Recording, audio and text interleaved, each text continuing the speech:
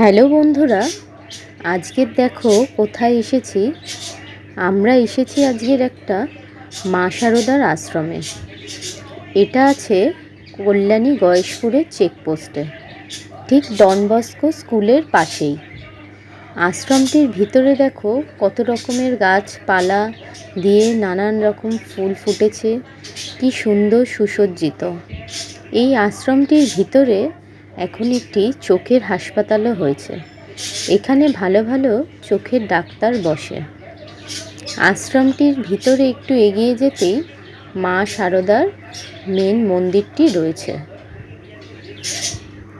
এই আশ্রমটি থেকে আরও কিছুটা এগিয়ে গেলেই মোটামুটি 15-20 মিনিট পরেই এইমস হসপিটাল এখানে রয়েছে। এইমস কল্যাণী যেটা তৈরি হয়েছে সেটা এখানে রয়েছে।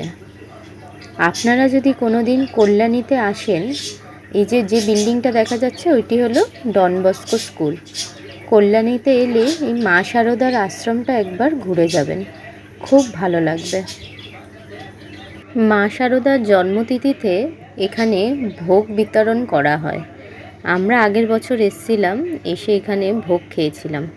খুব ভালো আয়োজন করা হয়। আপনারা যদি আসেন এখানে একবার অবশ্যই ঘুরে যাবেন।